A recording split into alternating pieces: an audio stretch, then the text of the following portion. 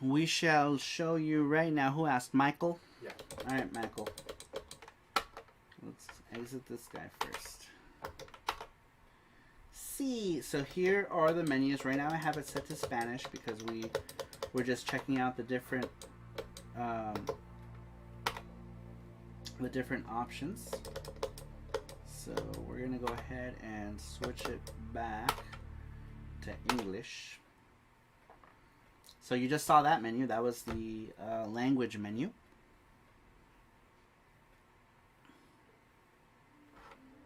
These are all your different things. You can change the region. So you can actually say if you play like want all your games in Japan region, you can make it so they play in Japan region. Obviously mostly Japanese games only have Japan region. They won't magically convert to English unless the game is actually coded that way. Here are the different menus. Now playing, that's what's loaded into the console right now. We have Street Fighter 02. I'm going to go ahead and eject it. And then you get, here are your playlists. You can create a playlist of all your different games. Media, this is all of your installed media on the system. You have all your different, these are all the installed games. The system comes with some games pre-installed. These are all the different games that we installed to play.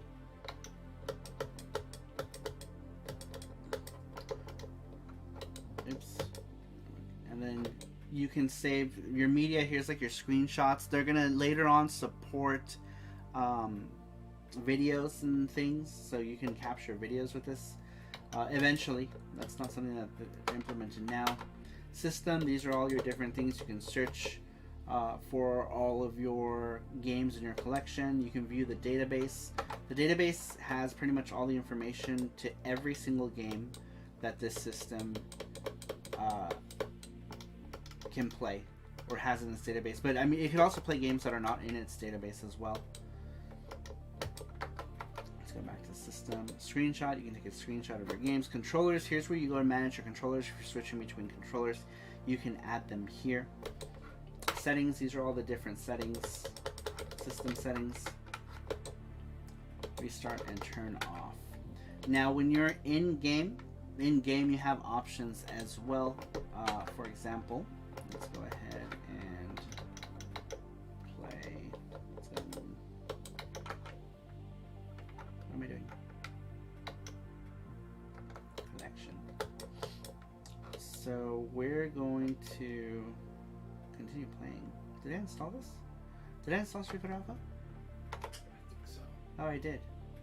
I don't know why I installed this, but let's play it, I guess. Oh, okay. I didn't install it.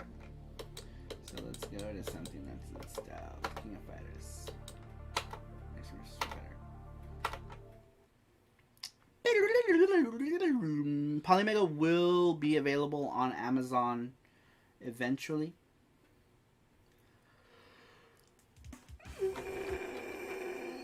Excuse me. So in-game menu, let's pick some characters just in case. Come on. Oh shit, I picked normal? Gross. Anyway, it doesn't matter. I just want to show you guys. So in-game menu, so you can save state. Here I've already got a save state, so if I wanted to just go ahead and play it, I can. That's a save state. We're not going to save one. I'm going to go ahead and load save state. We got this one loaded. Bam. We're back in my game from yesterday, which is cool. Yes. So that's cool. Controllers, here's where you go and you manage your controllers. You can turn turbo on if you have analog. If you're one of those weird people who likes to play fighting games with analog, you can turn it on. Screenshots, this will save screenshot. You can create new and B capture. Boom, I just captured another screenshot. Let's actually capture one without this stuff. So I'm going to do that and pause it. Let's see if I can get something cool. Come on, boys. Alright, that'll make a cool screenshot. So we're going to go, boom. Create new. Bam, screenshot. Virtual display.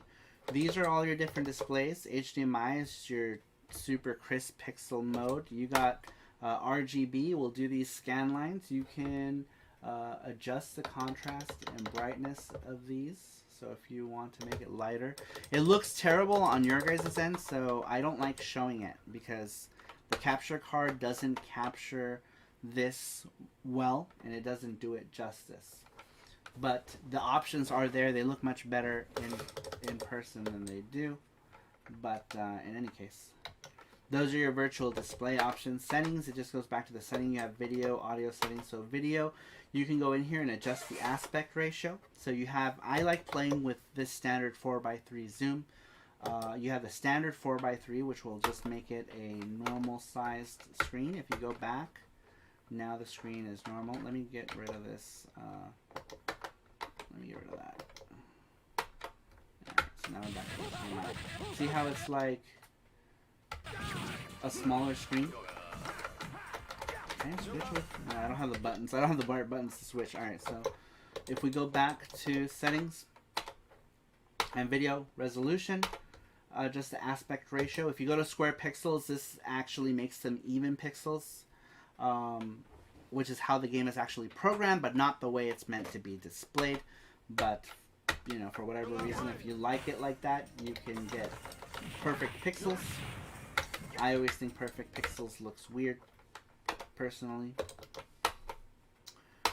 And then if you're some sort of savage, you can play 16:9 mode and just fill in the entire picture and stretch everyone's faces to eternity. Personally, I don't like playing in this mode. So I am going to put it back to my preferred mode, which is the 4:3 zoom, because it fills up the top and bottom of the monitor without having to mess up the aspect ratio. This is my preferred way to play. Console, this lets you restart the system. In this menu, you get more options outside of this menu. This is the in-game menu. And of course it tells you the game that you're playing, when it was made. If it has more than one disc, it'll tell you. It'll say, if it's a 3-disc game, it'll say disc whatever, 1 of 3, and so on and so forth. Manage. This lets you manage your collection. If you don't have it, you can install. I have this game installed, so I can choose to remove it from the collection or delete the installation entirely. Add to favorites will add it to your favorites on the front screen. Rate, you can rate these games to however you want to rate it. I just rated it 4 stars. And that's pretty much it. The database is more involved. If you go to system and then you go into the database, you can see all the different games. I did touch on this very lightly earlier, but you can set it by, you can go by genre, number of players, the year that it was made, the rating system, blah blah blah. Also, if there's a game, say that you wanted to add, you're like, ooh, I really want to add Crayon Shin-chan to my collection, you can go add to wishlist. When you do get the game, that reminds you that the game is in your wish list. When you get the game, it removes it from your wish list and adds it to your collection. So you can use this as a means to catalog your physical games as well, which is pretty cool. Or your digital games, whichever. You just, you know, when you download digital games, it automatically adds it to your collection, I believe. Just a cool option. All these cards also are informational. They give you all the information about the game, when it came out, etc., etc. Developer, and yeah. And there you go. I hope that was a pretty good explanation.